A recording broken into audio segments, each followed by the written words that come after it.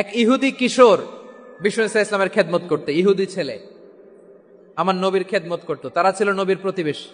তো অনেকদিন হয় ইহুদি ছেলেটা আসে। এই পৃথিবীতে আল্লাহর সবচেয়ে বেশি প্রশংসা করেছেন বিশ্বনবী মুহাম্মদ সাল্লাল্লাহু, আবার নিজেও প্রশংসিত। আসসালামু আলাইকুম ওয়া রাহমাতুল্লাহি ওয়া বারাকাতুহু। প্রিয় শিক্ষকবৃন্দ, আপনাদের সবাইকে জানাই আন্তরিক শুভেচ্ছা ও স্বাগতম। আমরা সবাই জানি ইসলাম একটি পূর্ণাঙ্গ জীবন ব্যবস্থা। এই দিন আমাদের শিখিয়েছেন কিভাবে চলতে হবে, কিভাবে কথা বলতে হবে, কিভাবে মানুষকে ভালোবাসতে হবে এবং কিভাবে আল্লাহর সন্তুষ্টি অর্জন করতে হবে। আজকের এই আলোচনার মাধ্যমে আমরা চেষ্টা করব কুরআন ও হাদিসের আলো থেকে কিছু শিক্ষা নেওয়ার, আমাদের ভুলগুলো সংশোধন করার, এই সত্যিকারের অর্থ মুসলমান হিসাবে নিজেদের গড়ে তোলার। তাই অনুরোধ রইল, মনোযোগ দিয়ে শুনবেন, চিন্তা করবেন, আর যা শিখবেন তা নিজের জীবন এবং এক ইহুদি কিশোর বিষ্ণু ইসলামের খেদমত করতে, ইহুদি ছেলে আমার নবীর খেদমত করতো, তারা ছিল নবীর প্রতিবেশী। তো অনেকদিন হয় ইহুদি ছেলেটা আসে না। বিশ্বনবী খোঁজ দিলেন, ঘটনা কি? একটা ইহুদি ছেলে না আমার খেদমতে আসতো, ছেলেটা কই? খোঁজ নিয়ে জানলেন ছেলেটা অসুস্থ। বিষ্ণু ইসলাম ওই ইহুদির বাড়িতে চলে গেলেন ওই ছেলেটাকে দেখা করার জন্য, ভিজিট করার জন্য। সুবহানাল্লাহ পড়বেন না? গেলেন, যে দেখে ইহুদি ছেলেটা মুমূর্ষ, জান যায় যায় ভাব, বিছানায় পড়ে আছে, তার বাবা দাঁড়ানো। বিশ্বনবী তার মাথার পাশে বসলেন, মাথায় হাত বুলিয়ে দিলেন, আর ছেলেটাকে বললেন, আসলিম, হে ইহুদি ছেলে, আসলিম, ইসলাম ধর্ম গ্রহণ করো। তো ছোট্ট ছেলে ভাবে আমরা ইহুদি, এখন ইসলাম ধর্ম গ্রহণ করলে আব্বা যদি বকা দেয়। ফানাযারা ইলা ওয়াজহি আবি, ছেলেটা তার বাবার চেহারার দিকে তাকালো, দেখে আব্বা কি কয়। আব্বা যদি বলে তাইলে ইসলাম ধর্ম গ্রহণ করব। ইহুদি ছেলেটা তার বাবার দিকে যখন তাকালো, ওর বাবা বলে, আতি আবুল কাসিম, আবুল কাসিম যা বলে তাই করো। আবুল কাসেম হচ্ছে বিষ্ণু ইসলামের একটা কুনিয়াত, উপনাম। আমার রাসূলের বড় ছেলের নাম ছিল কাসেম। যেমন দেখবেন আমাদের এলাকায় কারো ছেলের বড় ছেলের নাম যদি হয় আব্দুল্লাহ, এরা আব্দুল্লাহর বাপ বলে ডাকে। কারো বড় মেয়ের নাম যদি হয় ফাতেমা, এরা কি ডাকে? ফাতেমার বাপ বলে না? তো বিষ্ণু ইসলামের বড় ছেলের নাম ছিল কাসেম। ইহুদি বাবা বলল, আতি আবুল কাসেম, আবুল কাসেম যা বলে তাই শোনো, মানে মোহাম্মদ যা বলে তাই শোনো। এই কথা শুনে ছেলে সাহস পাইছে, ছেলে আবার পড়তে আরম্ভ করলো, আশহাদু আল্লাহ ইলাহা ইল্লাল্লাহ ওয়া আশহাদু আন্না মুহাম্মাদার রাসূলুল্লাহ, পড়েন আল্লাহু আকবার। বিশ্বনবীর আহ্বান শুনে ওই আহ্বানে সাড়া দিয়ে ইহুদি ছেলে শাহাদা পড়ে মুসলমান হয়ে গেল। তার হৃদয়টারে ইমানের নূর দিয়ে আলোকিত করে দিল কে? এবার রাসূল সাল্লাল্লাহু আলাইহি ওয়াসাল্লাম বের হয়ে আসলেন ঘর থেকে, আর পড়লেন, আলহামদুলিল্লাহিল্লাযী আনকাযাহু মিনান নার, প্রশংসা সে আল্লাহর, যে আল্লাহ জাহান্নামে চলে যাচ্ছিল প্রায় এমন একটা লোককে মুহূর্তের মধ্যে কালেমায়ে শাহাদাতের বদৌলতে জান্নাতি বানায় দিলেন। আওয়াজ করে পড়েন সুবহানাল্লাহ। বিষ্ণু ইসলামের স্ত্রীর নাম ছিল আয়েশা রাদিয়াল্লাহু তাআলা আনহা, আবু বকর রাদিয়াল্লাহু তাআলা আনহুর মেয়ে। আবু বকর রাদিয়াল্লাহু তাআলা আনহুর আরেক মেয়ের নাম হচ্ছে আসমা। দুজনই আবু বকর রাদিয়াল্লাহু তাআলা আনহুর মেয়ে, আসমা আর আয়েশা, দুজন বোন, এক মায়ের না, বাবা এক, মা দুজন। আয়েশা রাদিয়াল্লাহু তাআলা আনহার মায়ের নাম উম্মে রুমান, আর আসমা রাদিয়াল্লাহু তাআলা আনহার মায়ের নাম কুতাইলা বিনতে আব্দুল উজ্জা। আবু বকর রাদিয়াল্লাহু তাআলা আনহু 4টা বিয়ে করেছিলেন। তো একই ঘটনা ঘটেছে এই ফ্যামিলিতে। আসমা ইসলাম ধর্ম গ্রহণ করে মুসলিমা, কিন্তু তার মা কুতাইলা মুশরিকা। আই রিপিট, বোঝার জন্য আমি আবারও বলি, আসমা রাদিয়াল্লাহু তাআলা আনহা মুসলিমা, আর আসমার মা কুতাইলা মুশরিকা। তার মানে মেয়ে মুসলিম, মা অমুসলিম, ভেজাল আছে না নাই? কিন্তু কুতাইলা আর ধৈর্য ধারণ করতে পারে না। নার ছেড়া ধন, কলিজার টুকরা ধন, কলিজার টুকরা সন্তান আসমারে দেখতে বড্ড মন চায়। সাইয়েদানা আসমা রাদিয়াল্লাহু তাআলা আনহা মক্কা থেকে হিজরত করে মদিনায় চলে গেলেন হুদাইবিয়ার পর। যখন মক্কা মদিনার ট্রাফিক স্বাভাবিক হলো, মক্কার লোক মদিনায় যায়, মদিনার লোক মক্কায় আসে। কুতাইলা কলিজার টুকরা সন্তান আসমারে দেখার জন্য কিছু উপহার নিয়ে বিশাল মরুপথ পাড়ি দিয়ে মক্কা থেকে মদিনায় যায়। সুবহানাল্লাহ বলেন। এখন মা আসছে মেয়ের সাথে দেখা করতে, মেয়ে তো আর দেখা দেয় না। মেয়ে ভাবছে আমার মা তো মুশরিকা, অপবিত্রা, তার সাথে কি দেখা দেয়া যাবে? বিশ্বনবীর দরবারে চলে গেলেন। সুবহানাল্লাহ বলেন। কি সৌভাগ্যবান ছিল তারা, মাসলা জানার দরকার হলেই নবীর দরবারে চলে যেত। ঘরে বউয়ের সাথে ঝগড়া হলে নবীর দরবারে চলে যেত। অনেক সাহাবী বলে আমার পেটে ক্ষুধা লাগলো আমি নবীর কাছে চলে যেতাম, কারণ নবীর চেহারার দিকে তাকালেই আমার পেটের ক্ষুধা মিটে যেত। সাইয়েদানা আসমা রাদিয়াল্লাহু তাআলা আনহা বিশ্ব নবীর কাছে চলে গেলেন, যে বললেন ইয়া রাসূলুল্লাহ ইয়া হাবিবাল্লাহ ইন্না উম্মি কাদিমাতুন ইলাইয়া ওয়া হিয়া রাগিবা।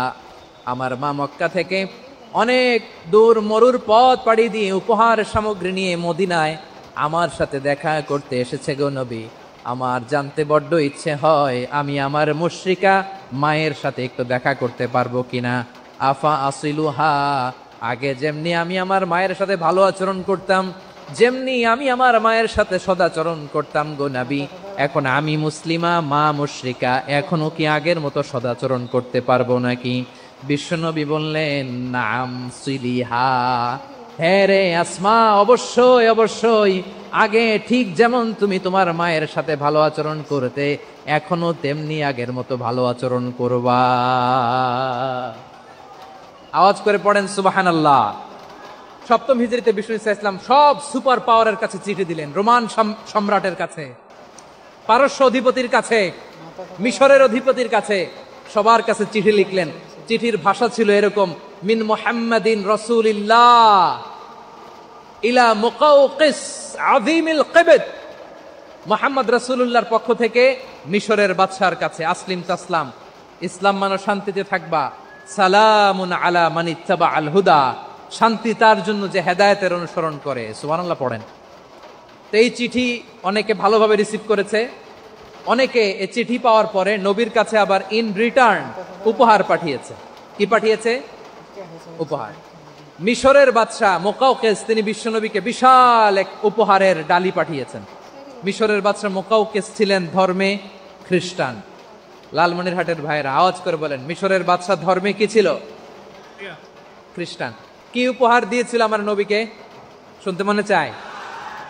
1000 স্বর্ণমুদ্রা। 1000 স্বর্ণমুদ্রা। 2টা খ্রিস্টান দাসী, একজনের নাম মারিয়া বিনতে শামউন আল কিবতিয়া, আরেকজনের নাম সিরিন বিনতে শামউন আল কিবতিয়া। একজন খ্রিস্টান দাস 20 থান কাপড় জামা বানানোর জন্য, আমরা নবী যেন সেলাই করে জামা বানাতে পারে এজন্য 20 থান কাপড়, 20 থান ফাইন গার্মেন্ট। সুবহানাল্লাহ পড়বেন না?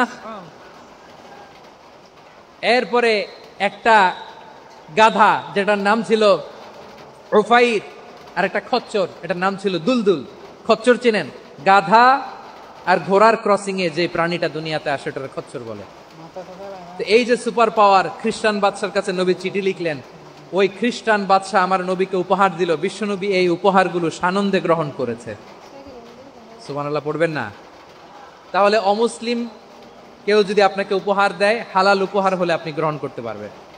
অনুরূপভাবে পারস্যের বাদশা, রোম সম্রাট বিশ্বনবীকে উপহার পাঠিয়েছেন। আমার নবী সবগুলো উপহার গিফট গ্রহণ করেছেন। সুবহানাল্লাহ বলেন। তাহলে প্রিয় লালমনিরহাট আওয়াজ করে বলুন, ইসলাম কি ন্যারো মাইন্ডেড রিলিজিয়ন না ব্রড মাইন্ডেড? আম্মাজান আয়েশার কাছে মাসালা জানতে চায় মেয়েরা, হে আম্মাজান, অগ্নি উপাসকেরা তাদের ঈদের দিন নওরোজের সময় আমাদেরকে পাখি দেয়, নেওয়া যাবে? উনি বললেন ওরা জবাই করে দিলে নেওয়া যাবে না, কিন্তু ওরা যদি ফলমূল এরকম খাবার দেয় এগুলো নেওয়া যাবে। তার মানে অমুসলিমদের দেয়া উপহার এটা গ্রহণ করা যায়। সুবহানাল্লাহ বলেন। শুধু তাই নয়, বিষ্ণু ঈসা ইসলাম অমুসলিমদের সাথে আর্থিক লেনদেনও করেছেন, ফিনান্সিয়াল ডিলিং করেছেন। অমুসলিমদের সাথে প্রয়োজনে আপনি ফিনান্সিয়াল ডিলিং করতে পারবেন। আমরা প্রায় দেখি বাজারের মিষ্টির দোকানগুলো আমার হিন্দু ভাইদের। লালমনিরহাটে মিষ্টির দোকান, দইয়ের দোকান কারা চালায়? হিন্দুরা চালায় না। তারপরে যে বারবার শপ, চুল কাটে যে নাপিত, অধিকাংশ নাপিতের দোকানে কারা? আমার হিন্দু ভাইরা। তা আপনি চুল কাটতে পারবেন কিনা? পারবেন কিনা বলেন? পারবেন। তার দোকান থেকে দই মিষ্টি কিনতে পারবেন কিনা? হ্যাঁ, আমার মুসলিম ভাইয়ের দোকান থাকলে ওইটারে আমি বেশি প্রায়োরিটি দিব, ঠিক কিনা? কিন্তু যদি তাদের সার্ভিস নিতে চান, প্রোডাক্ট নিতে চান, পারবেন। তার দলিল সহিহ বুখারী, আম্মা জান আয়েশা রাদিয়াল্লাহু তাআলা আনহা বলেন, ইশতারা রাসূলুল্লাহ সাল্লাল্লাহু আলাইহি ওয়াসাল্লাম মিন ইয়াহুদিয়িন তুআমান ওয়া রাহানাহু দিরআহু মিন হাদিদ। রাসূল সাল্লাল্লাহু আলাইহি ওয়াসাল্লাম এক ইহুদির কাছ থেকে, কার কাছ থেকে? আমার নবী, পেয়ারা নবী এক ইহুদির কাছ থেকে জব কিনেছিল। জব বার্লি, যেটা দিয়ে রুটি বানায়, ওই জবের দাম দেওয়ার টাকা পয়সা নবীর কাছে ছিল না। ফলে নবী ওনার একটা পোশাককে মর্গেজ রেখেছিলেন, মর্গেজ, বন্ধক, যে এখন এটার দাম দিতে পারবো না, কয়েক কেজি বার্লি নিয়ে যাই আর বন্ধক হিসেবে আমার জামাটা রেখে গেলাম, যেদিন দাম দিব ওই দিন জামাটা ছুটায় নিয়ে যাব। বাকিতে নিছিলেন, বাকিতে। দিরআহু মিন হাদিদ, লোহার তৈরি বর্ম, মানে যুদ্ধের পোশাক, লোহা দিয়ে বানানো। বিশ্বনবী বললেন, কয়েক কেজি জব দাও, টাকাটা পরে দিব, এখন টাকা নাই, বন্ধক হিসেবে, মর্গেজ হিসেবে আমার জামা রেখে গেলাম, যখন টাকা দিব জামা ছুটায় নিব। আওয়াজ করে বলতে হবে সুবহানাল্লাহ। এ থেকে বোঝা গেল অমুসলিমদের সাথে ফিনান্সিয়াল ডিলিং করা যায়, অর্থনৈতিক লেনদেন করা যায়, কেনাবেচা করা যায়, প্রোডাক্ট কেনা যায়। এমনকি আমাদের মসজিদে নববীতে বারান্দায় আপনারা একটা অটোমেটিক ফ্লাইং আমব্রেলা দেখছেন? সূর্য যখন বাড়ে মসজিদে নববীর বারান্দায় ইয়ার্ডের মধ্যে অটোমেটিক্যালি কিছু আমব্রেলা আছে, সাঁ করে খুলে যায়, আর সূর্যের তাপ লাগে না। আবার সন্ধ্যাবেলায় এই আমব্রেলাগুলো ওরা ক্লোজ করে ফেলে, দেখেন নাই না? দেখছেন? এই মসজিদে নববীকে সর্বোচ্চ উন্নত মানের কনস্ট্রাকশন ইনফ্রাস্ট্রাকচারে ডেভেলপ করার জন্য কর্তৃপক্ষ কিছু অমুসলিম ইঞ্জিনিয়ারের, ডিজাইনারের সহায়তা নিয়েছিল। সুবহানাল্লাহ বলেন। কোন দলিলের ভিত্তিতে? এই দলিলের ভিত্তিতে যে বিষ্ণু ঈসা ইসলাম অমুসলিমদের সাথেও লেনদেন করেছেন। আওয়াজ করে বলতে হবে আল্লাহু আকবার। শুধু তাই নয়, ইন কেস অফ ইমার্জেন্সি, প্রয়োজনে ইসলামের খাতিরে, ইসলামকে সামনের দিকে এগিয়ে নিয়ে যাওয়ার জন্য অমুসলিমদের সাপোর্ট নেওয়া জায়েজ আছে। সুবহানাল্লাহ বলেন। অমুসলিমদের সাপোর্ট নেয়া, তাদের থেকে অর্থ নেয়া, পলিটিক্যাল সাপোর্ট, পলিটিক্যাল অ্যাসাইলাম নেওয়া জায়েজ আছে। খুলনাতে সর্বশেষ যে আমি প্রোগ্রাম করে গেলাম, সেখানে কয়েকশো হিন্দু ভাই আসছে আমাদের আলোচনা শুনতে, আলহামদুলিল্লাহ। অনেক বৌদ্ধরা আসে, অনেক খ্রিস্টানরা আসে। এবার সফরেও অনেক হিন্দু ভাইরা আমার সাথে দেখা করেছে, তারা বলেছে হুজুর আমরা আপনার আলোচনা শুনি, আলহামদুলিল্লাহ বলেন। So it's our responsibility to present our religion to our non-Muslim brothers and sisters. আদতে বাংলাদেশের ইতিহাস বলে আমাদের দেশে কোনো দাঙ্গা নাই, আছে? লালমনিরহাটের ভাইয়ের আওয়াজ করে বলেন, আমাদের দেশে হিন্দু মুসলিম দাঙ্গা আছে? আমরা ভাই ভাই, আওয়াজ করে বলুন তো আমরা কি ভাই ভাই। কিন্তু কিছু দুষ্ট লোক আছে, তারা আমাদের সম্পর্কের মধ্যে ফাটল ধরাতে চায়, ঠিক কিনা বলেন? মাঝে মাঝে ঝগড়া লাগাতে চায়। দেখবেন পত্রপত্রিকায় দেখা যায় বিভিন্ন ধর্মীয় উপাসনালয়গুলোতে হামলা চালানো হয়, এগুলো রাজনৈতিক উদ্দেশ্য প্রণোদিত, এগুলোর সাথে ইসলামের কোনো সম্পর্ক নাই। এজন্য এই দুর্বৃত্তদের ব্যাপারে আমাদের সাবধান থাকতে হবে। আমরা সবসময় যেমনি ঐক্যবদ্ধ, ইউনাইটেড, আমরা যদি এরকম ইউনাইটেড থাকি, এই সমস্ত দুর্বৃত্তদের কালো হাত ভেঙে দিতে আমাদের 1 ঘন্টাও লাগবে না। চিল্লায় বলো ঠিক কিনা? আমরা সংঘবদ্ধ থাকবো। এই যে আমাদের পিসফুল কোএক্সিস্টেন্স, শান্তিপূর্ণ সহাবস্থান। হিন্দুরা পূজা করে, যেদিন হিন্দুদের পূজা অনুষ্ঠান আমরা ওই দিন তাফসির মাহফিল করি না, ঠিক কিনা বলেন? যেদিন আমাদের তাফসিরুল কোরআনের প্রোগ্রাম, ওই দিন আমাদের হিন্দু ভাইরা ডিস্টার্ব করে না। সুবহানাল্লাহ। হিন্দুদের পূজা অনুষ্ঠানে মাদ্রাসার ছাত্র যে পাহারা দেয়, গোটা বিশ্বে এরকম দৃষ্টান্ত নজির বিরল, ঠিক কিনা বলেন? আইন শৃঙ্খলা বাহিনীর পাশাপাশি মাদ্রাসার ছাত্ররা যে সেখানে পাহারা দেয়, গোটা পৃথিবীতে এই দৃষ্টান্ত আপনি পাবেন। মাদ্রাসার ছাত্ররা, তারা তো কোরআনের ধারক, তারা হাদিসের ধারক, তারা কেন মন্দির পাহারা দিবে? এই সম্প্রীতিকে ধরে রাখার জন্য, এই সৌহার্দ্যকে ধরে রাখার জন্য, আমাদের পারস্পরিক ভালোবাসাকে অটুট রাখার জন্য। আওয়াজ করে বলতে হবে ঠিক কিনা? এখন বলেন, আমাদের এই ভালোবাসা অটুট থাক, আমরা চাই কি চাই না? আমরা হিন্দু মুসলিম মিলেমিশে শান্তিপূর্ণ সহাবস্থান, সাম্প্রদায়িক সম্প্রীতি। লালমনিরহাটের ভাইয়ের আওয়াজ করে বলুন, এই সাম্প্রদায়িক সম্প্রীতি আমরা চাই কি চাই না? আল্লাহ এই দেশকে তুমি বরকতময় করো, বাংলাদেশকে তুমি শান্তিময় করো। আওয়াজ করে সবাই বলেন আমিন। এই জায়গাটাতে সামান্য একটু আওয়াজ হচ্ছিল, এটাও থেমে গেছে, আলহামদুলিল্লাহ আলহামদুলিল্লাহ। এখন একেবারে everything is in my control, মাশাআল্লাহ। ঠিক আছে, আমি মূল আলোচনায় যাই। প্রিয় ভাইরা, আমি বলেছিলাম আমার আলোচনার বিষয় হচ্ছে শান্তিপূর্ণ সহাবস্থান, সাম্প্রদায়িক সম্প্রীতি। আমরা দেখব ইসলাম আমাদেরকে কি কি দিক নির্দেশনা দেয়। আমি আপনাদের খেদমতে সূরাতুল আনআমের 108 নম্বর আয়াত তেলাওয়াত করেছি। এখানে আল্লাহ রাব্বুল ইজ্জা ওয়াল জালাল তিনি ইরশাদ করছেন, ওয়ালা তাসুব্বুল্লাযীনা ইয়াদউনা মিন দুনিল্লাহি ফায়াসুব্বুল্লাহা আদওয়ান বিগাইরি ইলম কাযালিকা যায়্যান্না লিকুল্লি উম্মাতিন আমালাহুম সুম্মা ইলা রাব্বিহিম মারজিউহুম ফায়ুনাব্বিউহুম বিমা কানু ইয়ামালুন। রব্বুল আলামিন বলেন, গোলাম ও আমার ইমানদার বান্দারা শোনো শোনো, ও আমার বিশ্বাসী বান্দারা শোনো শোনো, লা তাসুব্বুল্লাযীনা ইয়াদউনা মিন দুনিল্লাহ ফায়াসুব্বুল্লাহা আদওয়াম বিগাইরি ইলম। ও আমার বিশ্বাসী বান্দারা, যারা আল্লাহকে ব্যতি রেখে আল্লাহকে বাদ দিয়ে অন্য উপাস্যকে ডাকে, দেবীর পূজা করে, দেবতাদের পূজা করে, তোমরা খবরদার তাদের গালি দিও না। আওয়াজ করে বলেন, কি দিও না?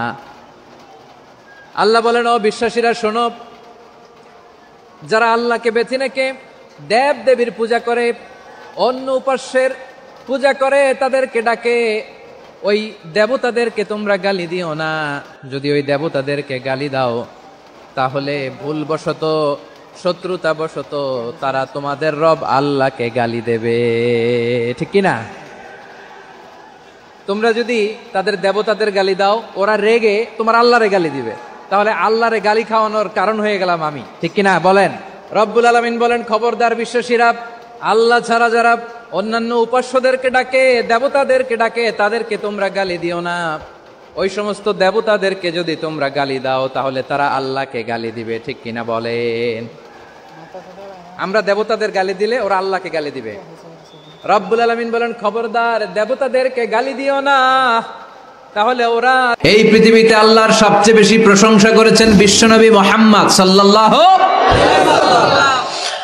আবার নিজেও প্রশংসিত, ওনার এক নাম আহমদ, মানে যিনি সবচেয়ে প্রশংসা করে, আবার মুহাম্মদ মানে নিজেও প্রশংসিত।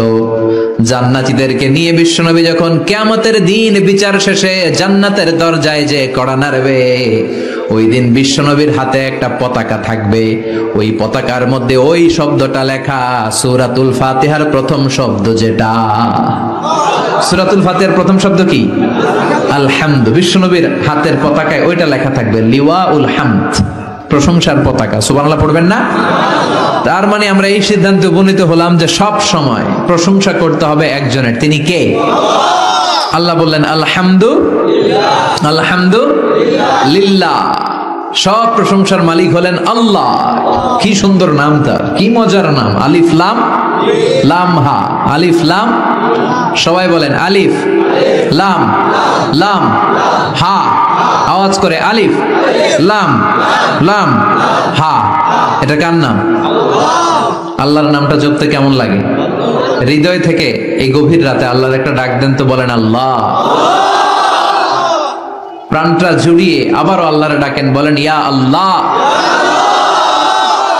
নামটা মজা লাগে না? আল্লাহ বলেন, হুয়াল আউয়াল ওয়াল আখির ওয়াল যাহির ওয়াল বাতিন, তিনি প্রথম, তিনি শেষ, তিনি প্রকাশ্য, তিনি গোপন। সুবহানাল্লাহ। তার মানে প্রথমে কে? শেষে কে? প্রথমে আল্লাহ আল্লাহ, শেষেও আল্লাহ আল্লাহ, আকাশে আল্লাহ আল্লাহ, জমিনে আল্লাহ আল্লাহ। সবাই পড়েন, প্রথমে আল্লাহ আল্লাহ, শেষেও আল্লাহ আল্লাহ, আকাশে আল্লাহ আল্লাহ, জমিনে আল্লাহ আল্লাহ। নিখিল জাহান গায় গুণগান, তার নামে গায় আমরাও গাহি তাআলা, হামদে বারি তাআলা, হামদে বারি তাআলা, হামদে বারি তাআলা। সুবহানাল্লাহ পড়েন। আলহামদুলিল্লাহ, সকল প্রশংসার মালিক কে? আল্লাহ বললেন, সকল প্রশংসার মালিক হলাম আমি, আর আমি হলাম রব্বিল আলামিন। জগৎ সমূহের রব। আল্লাহর আরেক নাম হলো রব। আল্লাহর আরেক নাম কি? কবরের প্রথম প্রশ্ন কি? আমার রব, তোমার রব কে? আমাদের উত্তর কি? আমরা বলবো আল্লাহ আমারে রব, আল্লাহ আমারে রব, দমে দমে তনু মনে তারি অনুভব। আল্লাহ আমারে রব, তোমার দুনিয়াতে আমি যেদিকে তাকাই অথই নিয়ামাতে ডুবে আছি সবাই। পাখ পাখালির গানে শুনি তাসবিহ কলো রব, তাসবিহ কলো রব। আল্লাহ আমারে রব, ওনার নাম হচ্ছে রব। নাম কি? এজন্য আমরা যখন দোয়া করি, দোয়ার শুরুতে কোন শব্দ থাকে? রব। রব্বানা যালামনা আনফুসানা ওয়া ইল্লাম তাগফির লানা ওয়া তারহামনা লানাকুনান্না মিনাল খাসিরিন। রব্বানা আতিনা ফিদ দুনিয়া হাসানাতাও ওয়া ফিল আখিরাতি হাসানাতাও ওয়া কিনা আযাবান নার। মুসা আলাইহিস সালামের জিহ্বা দিয়ে কথা বের হয় না, উনি দোয়া করলেন রব্বিশ রাহলি সাদরি ওয়া ইয়াসসিরলি। তার মানে সব দোয়ার শুরুতে কার নাম? আবার যখন আমরা রুকুতে যাই আমরা পড়ি সুবহানা রাব্বিয়াল।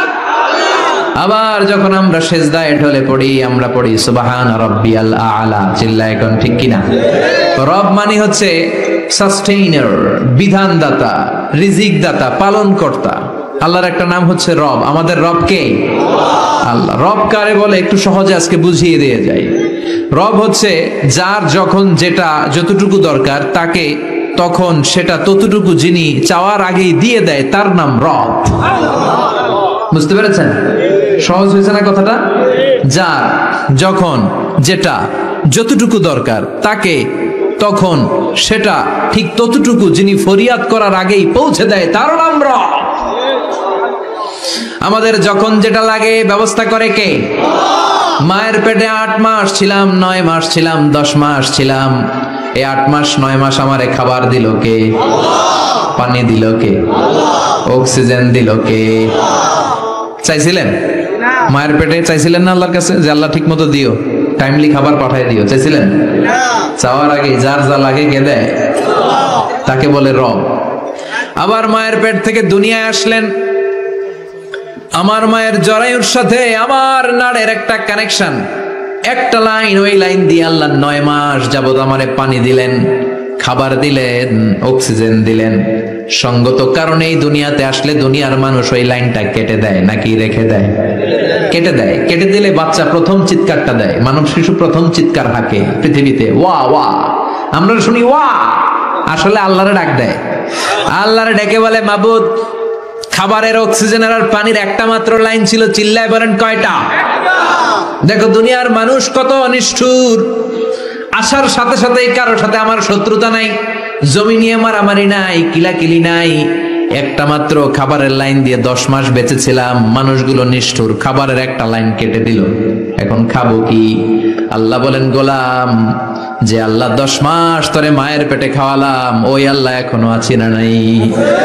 একটা লাইন ছিল মায়ের নাড়ের ভেতরে, খাবারের একটা লাইন। চিন্তা নাই, কষ্ট নাই, দুঃখ নাই। একটা খাবারের লাইনের বদলে আজ থেকে তোর মায়ের বুকের ভেতরে খাবারের 2টা লাইনের ব্যবস্থা করে দিলাম। চাইছিলেন যে আল্লাহ আসার সাথেই তো আমার লাইন কেটে দিবে, খানা কিন্তু রেডি রেখেন আল্লাহ? চাইছিলেন না সবাই? চাওয়ার আগেই যার যা লাগে যিনি দিয়ে দেয়, তার নাম তাফসীর। বুঝতে পারছেন? এরপরে মায়ের দুধ খেতে লাগলাম। মায়েরা গভীর রাত মাইকের সাউন্ড যাদের কানে যায়, বুকের দুধ খাওয়াবেন ছেলে মেয়েদেরকে। বাচ্চা ডেলিভারি হওয়ার পরেই মায়ের বুকে যে দুধটা, সেটার বলে শাল দুধ। এটা আল্লাহর পক্ষ থেকে বাচ্চার জন্য প্রাকৃতিক টিকা। সুবহানাল্লাহ কবেন না? আমরা হসপিটালে যে টিকা দেই 5টা 7টা, প্রথম টিকাটা আল্লাহ ফ্রি দিয়ে দিছে। বাচ্চাদের গ্রোথ হবে না যদি না খাওয়ান। খাওয়াবেন, সব মায়েরা খাওয়াবেন। ওয়াল ওয়ালিদাতু ইউরদি'না আওলাদাহুন্না হাওলাইনি কামিলাইন, 2 বছর খাওয়াবেন। যারা বৃদ্ধাশ্রমে থাকতে চান না তারা খাওয়াবেন। ছেলে আমার মস্ত মানুষ, মস্ত অফিসার, মস্ত ফ্ল্যাটে যায় না দেখায় পারে ও পার, নানান রকম জিনিস আর আসবাব দামি দামি, সবচেয়ে কম দামি ছিলাম একে মাত্র আমি। ছেলের আবার আমার প্রতি অগাধ সম্ভ্রম, আমার ঠিকানা তাই বৃদ্ধাশ্রম। কি দুঃখের কথা, মা কেঁদে কেঁদে বলে কোনো মা বাবার জন্য বৃদ্ধাশ্রমে থাকা না লাগে, ঠিক কিনা? তো বৃদ্ধাশ্রমে যারা থাকতে চান না তাদেরকে দুধ খাওয়াবেন, দেখবেন এই ছেলেগুলো এরকম ডাকাত হবে না। আল্লাহ তুমি বুঝার তৌফিক দাও। তার মানে মায়ের পেটে যখন ছিলাম খাবার দিল কে? দুনিয়াতে আসার পরে বুকের দুধের ব্যবস্থা করলো কে? আচ্ছা, মায়ের বুকের দুধ যখন আমরা খেতাম আমাদের দাঁত ছিল? ছিল না। তার মানে দাঁত দরকার নাই, দেয়ও নাই।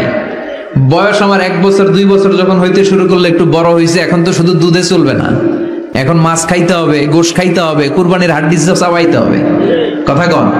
তো এখন আমার দাঁতের দরকার আছে না নাই? দাঁত যখন দরকার ছিল না দেয় নাই, যখনই দরকার তখনই দিছে কে? আবেদন করছিলেন না অনলাইনে?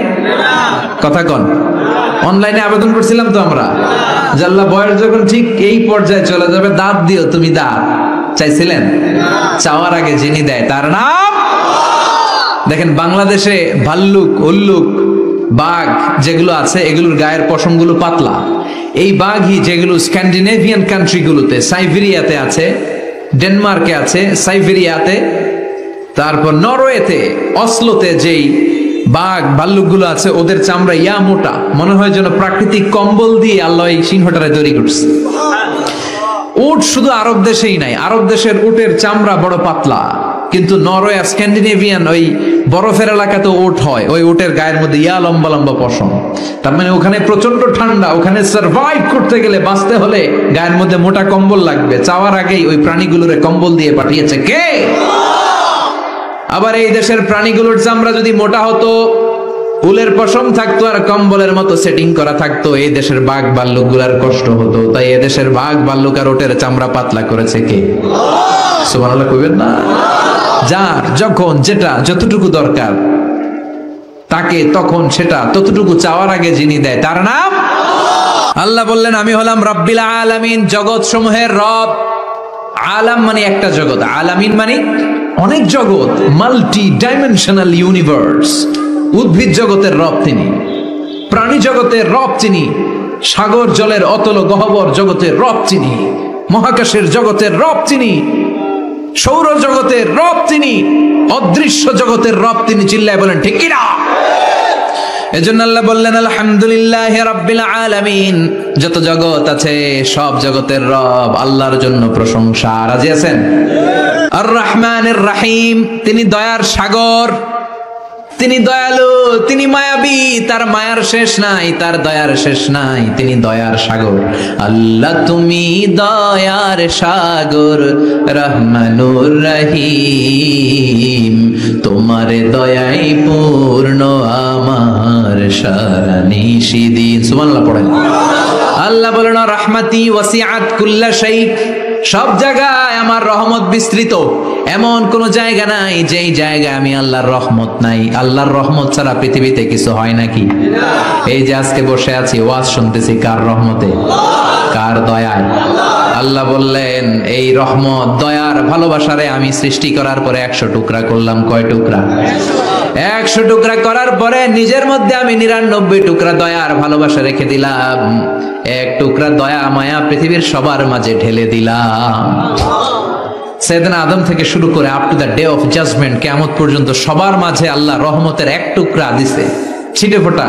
হুজুর পাইছে একটু, আমি পাইছি একটু, উনি পাইছে, উনি সবাই মিলে আমরা 1 ফোঁটা ভাগে যোগে পাইছি দয়ার ভালোবাসা। সবাই মিলে 1 ভাগ ভালোবাসার, আর 99 ভাগ ভালোবাসা কার? ওনার ভালোবাসা বেশি না কম? 1 ভাগ ভালোবাসা আমরা পেয়ে পৃথিবীতে ভালোবাসার গানের শেষ নাই, ভালোবাসার মুভির শেষ নাই, ভালোবাসার উপন্যাসের শেষ নাই। 1 ভাগ ভালোবাসা আমরা পেয়ে কত ভালোবাসার গান, নাটক, সিনেমা। তো 1 ভাগ ভালোবাসার ঠেলা যদি এমন হয় যার মধ্যে তিনি 99 টুকরা ভালোবাসা রেখে দিয়েছেন, তার ভালোবাসাটা কত?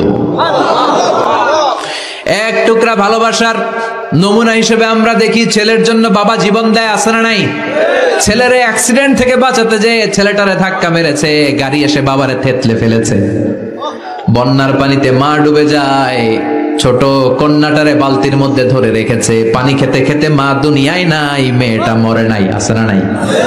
এক টুকরা ভালোবাসার ছিটে ফোঁটা তুমি পেয়েছো। তার নমুনা যদি এমন হয়, 99 টুকরা ভালোবাসা নিয়ে যিনি আরশের উপরে আছে, তার দয়া কত। Do you feel that? Do you imagine that? আপনি কি এটা ফিল করেন? আপনাকে ফিল করতে হবে। এজন্য আল্লাহ বলে, গোলাম 24/7 24 ঘন্টা আমার দরজা খোলা। কত পাপ করেছিস, কত অন্যায় করেছিস, কত পর্নোগ্রাফি দেখেছিস, কত হিন্দি সিনেমা দেখেছিস, কত অশ্লীল মেয়েদের নাচ দেখেছিস, রাত্রিবেলা নেকেড ভিডিও দেখেছিস, কত অন্যায় করেছিস, আজও আমার দরজা তোর জন্য খোলা আছে না নাই? চোখের পানি ছাড়, যায় নামাজটা বিছিয়ে দে, 2 রাকাত নামাজ পড়ে আমারে ডাক দে, ডাক দেওয়ার সাথে সাথে তোর দোয়া কবুল হয়ে যাবে। কত পাপ করেছিস, আল্লাহ ডেকে বলে, তোর পাপ যদি হয় খালের পানির সমান, বিলের পানির সমান, আমি আল্লাহর দয়া তো সাগরের পানির সমান। তোর পাপ যদি হয় পাহাড়ের সমান, জেনে রাখ আমি আল্লাহর দয়া আকাশের সমান। ভরসা লাগে? আল্লাহর উপর ভরসা লাগে না? মনে রাখবেন, এখানে আমরা সবাই পাপী। আমরা কি? কুল্লুকুম খাত্তাউন খায়রুল খাত্তাইন আত-তাওয়াবুন। সবাই পাপী, কিন্তু সবচেয়ে ভালো পাপী ওই পাপী যেই পাপী পাপ করার পরেই তওবা করে। তওবা করতে রাজি আছেন তো? যত পাপ আপনার হোক, টেনশন নাই, আমাদের ভরসা একজনের উপর। চিল্লায় বলেন, তিনি কে? বনি ইসরাইলের এক আবেদ 100 বছর ইবাদত করেছে। কিয়ামতের দিন আল্লাহ খুশি হয়ে বলবেন, ও আল্লাহর ওলি, উদখুলিল জান্নাতা বিরহমাতি, go to the paradise with my mercy. আমার দয়ায় আর ভালোবাসায় জান্নাতে ঢুক।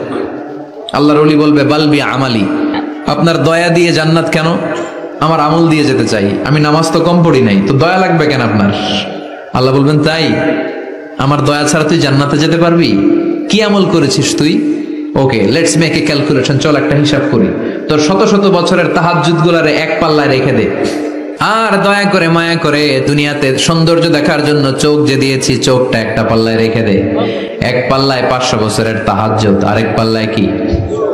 এই দুটি চোখ দিয়েছি বলে দেখো যে কত অপরূপ, নয়নাভিরাম খেতে খামারের জুড়াই জ্বালা, বিধুর ধূপ তোমার দেয়া চোখের শুকুর জানাবো তার ভাষা কই, যতই দেখি ততই যেন পলক ছাড়া চেরই। সুবহানাল্লাহ পড়েন। এক পাল্লায় চোখ রাখা হবে, আর এক পাল্লায় 500 বছরের তাহাজ্জুদ রাখা হবে। ওজন দেওয়ার পরে দেখা যাবে মুহূর্তের মধ্যে চোখের পাল্লা ভারী হয়ে গেছে।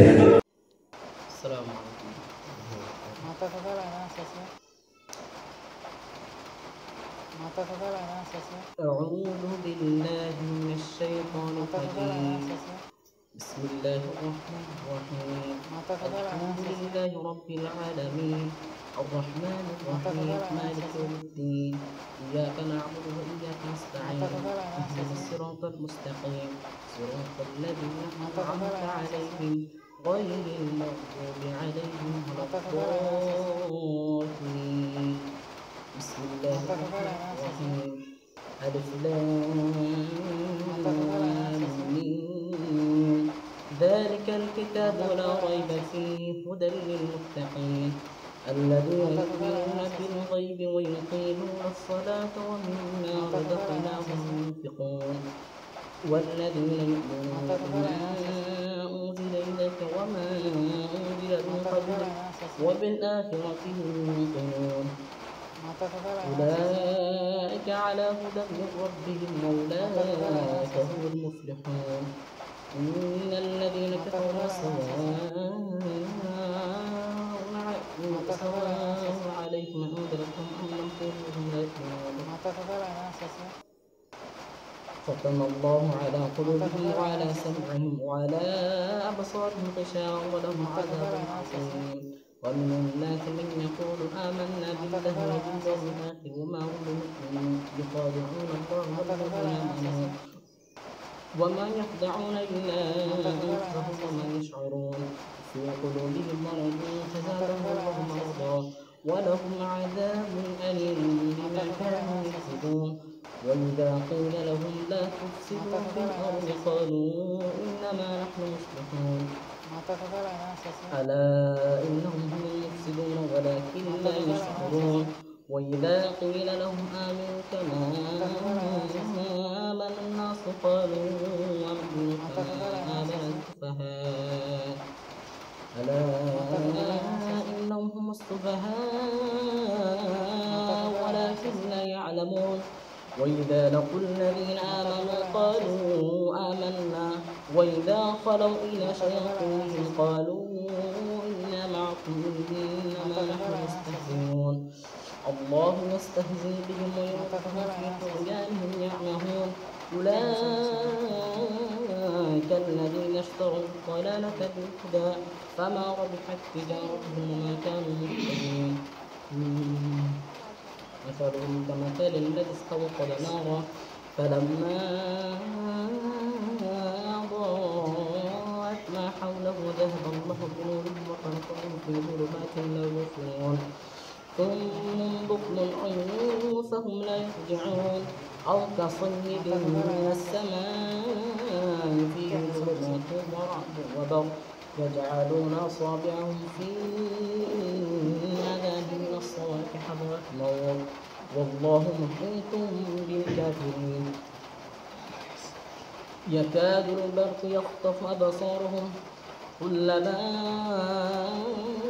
أضاء لهم مشوا فيه وإذا أظلم عليهم قاموا ولو شاء الله لذهب بسمعهم وبصارهم إن الله على كل شيء قدير يا أيها الناس اعبدوا ربكم الذي خلقكم والذين من قبلكم لعلكم تتقون الذي جعل لكم الأرض فراشا والسماء بناء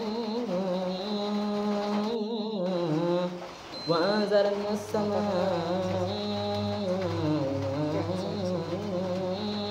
فأخرج به من الثمرات رزقا لكم فلا تجعلوا لله أندادا وأنتم تعلمون وإن كنتم في ريب مما نزلنا على عبدنا فأتوا بسورة من مثله وادعوا شهداءكم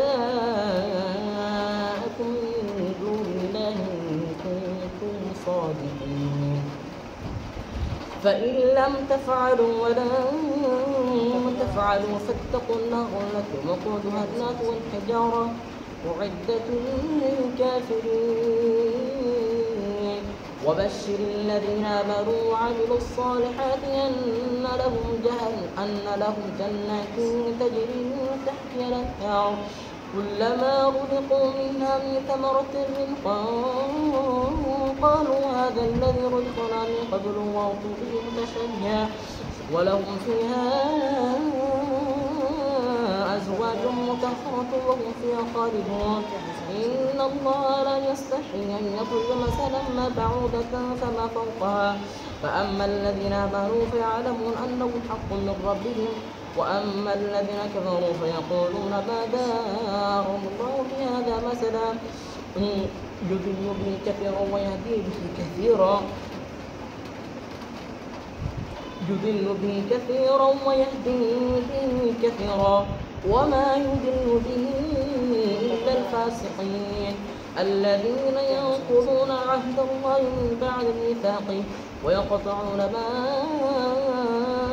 أمر الله به أن يوصل ويفسدون في الأرض أولئك هم الخاسرون كيف تكفرون بالله إن كنتم أمواتا فأحياكم ثم يميتكم ثم يحييكم ثم إليه ترجعون هو الذي خلق لكم ما في الأرض جميعا ثم استوى إلى السماء فسواهن 7 سماوات وهو بكل شيء عليم وإذ قال ربك للملائكة إني جاعل في الأرض خليفة قالوا وتجعل فيها من يفسد فيها ويسفك الدماء ونحن نسبح بحمدك ونقدس لك قال إني أعلم ما لا تعلمون وعلم آدم الأسماء كلها ثم عرضهم على الملائكة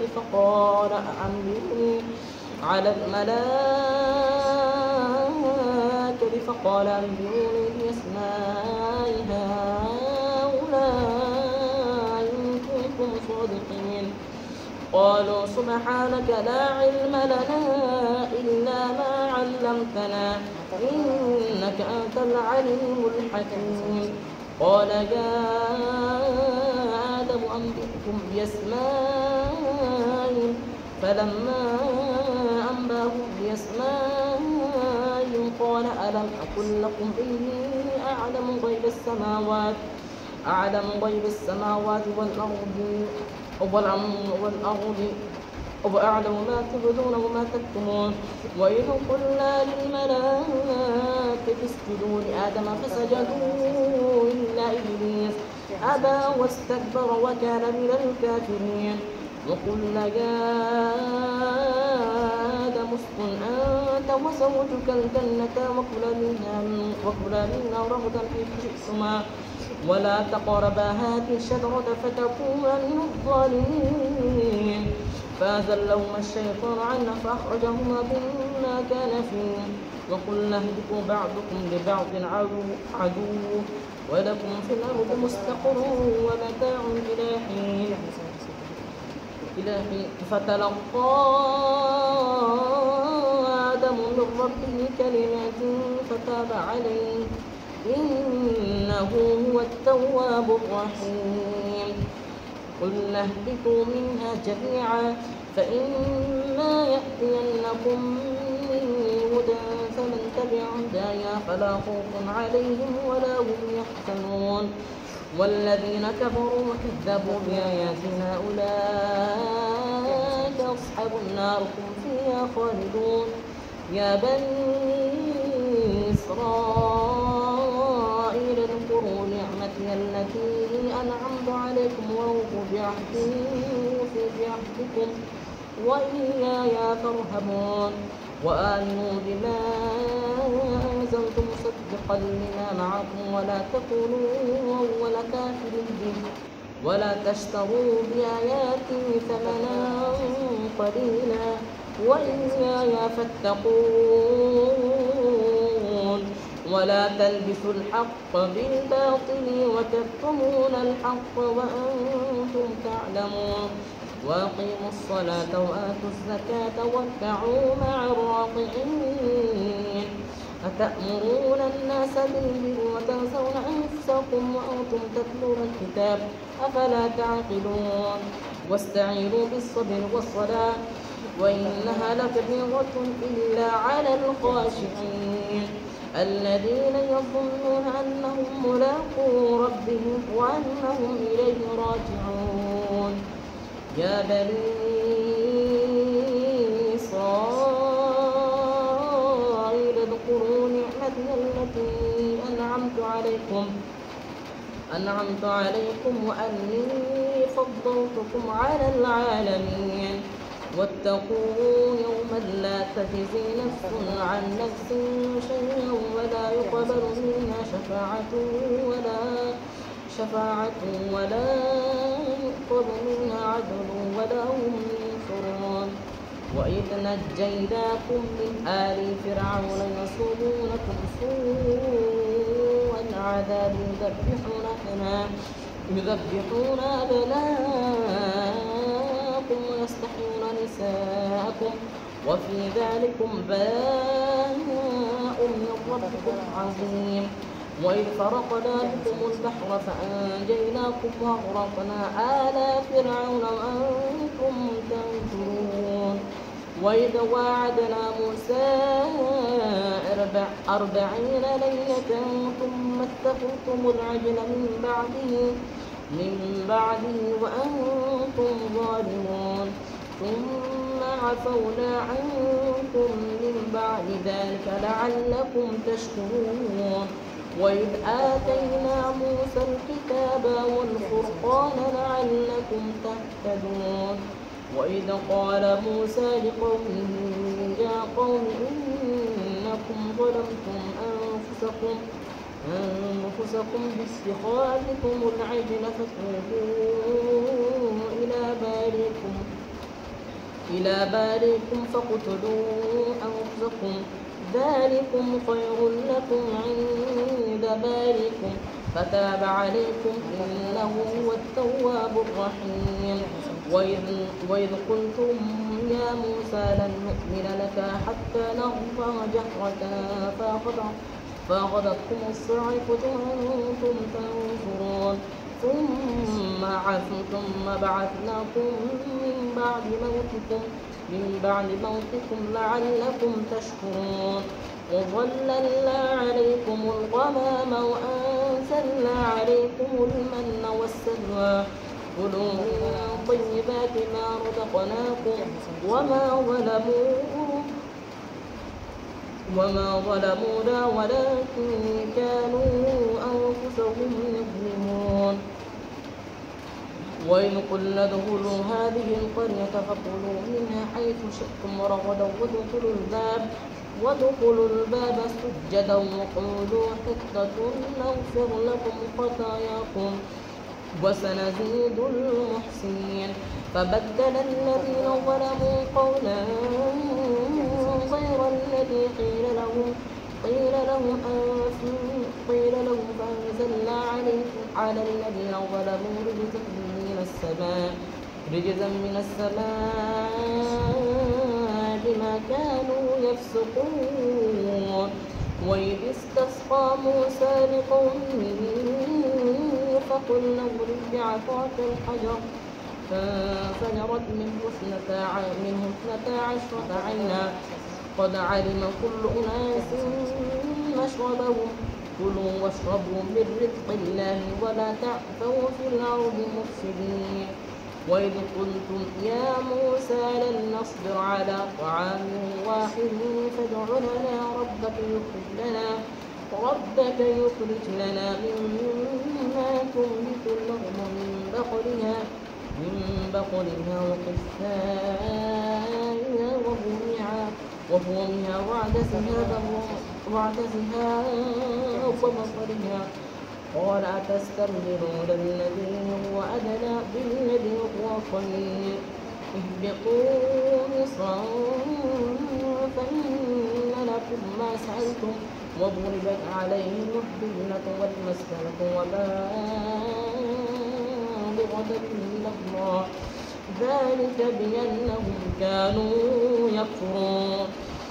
ذلك بأنهم كانوا يكفرون بآيات الله ويقتلون النبيين بغير الحق ذلك بما عصوا وكانوا يعتدون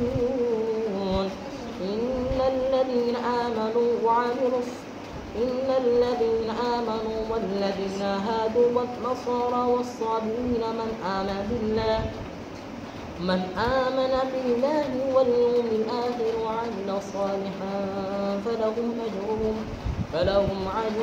عند ربهم ولا خوف عليهم ولا هم يحزنون وإذ أخذنا ميثاقكم ورفعنا فوقكم الطور خذوا ما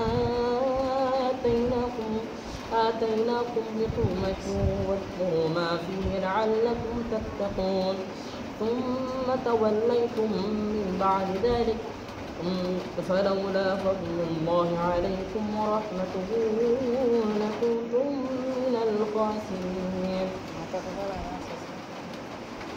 ولقد علمتم الذين اعتدوا منكم في السبت فقلنا لهم كونوا قردة خاسرين فجعلناها نكالا لما بين يديها وما خلفها وموعظة للمتقين وإذ قال موسى لقومه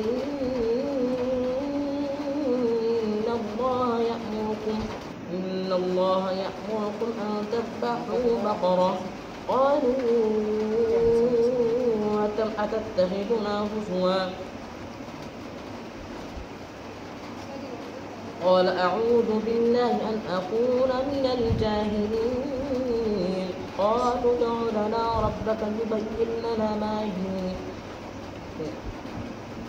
قال إنه يقول إنها بقرة لا فارض ولا بكر عوان بين ذلك فافعلوا ما تؤمرون قالوا ادع لنا ربك يبين لنا ما لونها قال إنه يقول إنها بقرة صفراء فاقع لونها تسر الناظرين قالوا ادع لنا ربك يبين لنا ما هي إن البقرة تشابه علينا وإنا إن شاء الله لمهتدون قال إنه يقول إنها بقرة لا ذلول تثير الأرض ولا تسقي الحوض مسلمة لا شياك فيها قالوا الآن جئت بالحق فذبحوها وما كادوا يفعلون وإن قتلتم نفسا فادارأتم فيها والله مخرج ما كنتم تكتمون فقل اضربوه ببعضها كذلك يحيي الله الموتى ويريكم آياته لعلكم تعقلون ثم قست قلوبكم من بعد ذلك فهي كالحجارة أو أشد قسوة وإن من الحجارة لما يتفجر منه الأنهار وإن منها لما يشقق فيخرج منه الماء وإن منها لما يهبط من خشية الله وما الله بغافل عما تعملون أفتطمعون أن يؤمنوا لكم وقد كان فريق منهم يسمعون كلام الله ثم يحرفونه من بعد ما عقلوه يعلمون وإذا لقوا الذين آمنوا قالوا آمنا وإذا خلا بعضهم إلى بعض قالوا أتحدثونهم بما فتح الله عليكم يحاجوكم به عند ربكم أفلا تعقلون الحمد لله الذي أنزل على عبده الكتاب ولم يجعل له عوجا قيما لينذر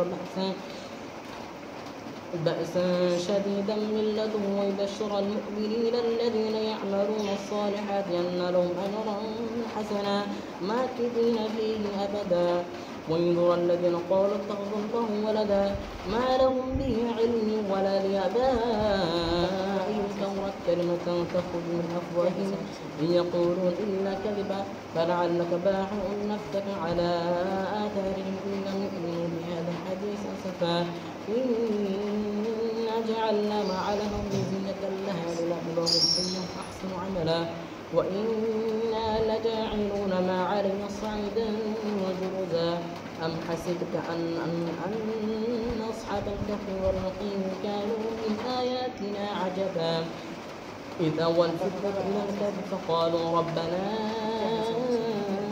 آتنا من لدنك رحمة وهب لنا من أمرنا رشدا فضربنا على آذانهم في الكهف سنين عددا ثم بعثناهم لنعلم أي الحزبين أحصى لما لبثوا ومدى نحن نقص عليك نبأهم بالحق إنهم فتنة آمنوا بربهم وزدناهم هدى وربطنا على قلوبهم إذ قاموا فقالوا ربنا رب السماوات والأرض لن ندعو من دونه إلها قلنا إذا شططا هؤلاء قوم اتخذوا من دونه آلهة لولا يأتون عليه بسلطان بين فمن أظلم ممن افترى على الله كذبا وإذ اعتزلتموهم وما يعبدون إلا الله فاغفروا إلى الكهف ينشرنكم ربكم من رحمته ويهيئ لكم من أمركم مرفقا وترى الشمس إذا طلعت تزاور عن كهفهم ذات اليمين وإذا غربت تقرضهم ذات الشمال وهم في فجوة منه ذلك من آيات الله من يهد الله فهو المهتد ومن يضلل فلا تجد له وليا مرشدا وتحسبهم أيقاظا وهم رقود ونقلبهم ذات اليمين وذات الشمال وكلبهم باسق ذراعيه بالوسيط لو اطلعت عليهم لولت منهم فرارا ولملئت منهم رعبا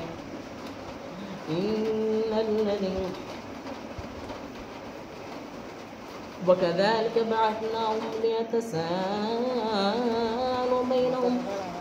بينهم قال قائل منهم كم لبثتم قالوا لبثنا يوما أو بعض يوم قالوا ربكم أعلم بما لبثتم فبعثوا أحدكم بورقكم هذه إلى المدينة فلينظر أيها أزكى طعاما فليأتكم برزق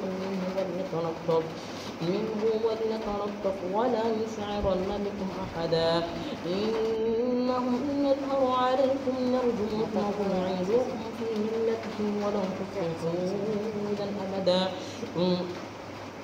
وكذلك أعثرنا عليهم ليعلموا أن وعد الله حق وأن الساعة لا ريب فيها إذ يتنازعون بينهم أمرهم فقالوا ابنوا عليهم بنيانا ربهم أعلم بهم قال الذين غلبوا على ربهم على أمرهم لنتخذن عليهم مسجدا سيقولون ثلاثة رابعهم كلبهم ويقولون خمسة سادسهم كلبهم رجما بالغيب ويقولون سبعة وثامنهم كلبهم قل ربي أعلم بعدتهم ما يعلمهم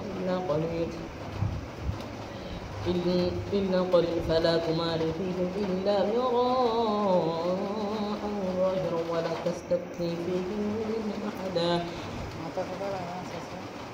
ولا تقولن لشيء فاعل ذلك غدا إلا أن يشاء الله واذكر ربك إذا نسيت وقل عسى أن يهديني ربي لأقرب من هذا رشدا ولبثوا في كهفهم 300 سنين وازدادوا تسعا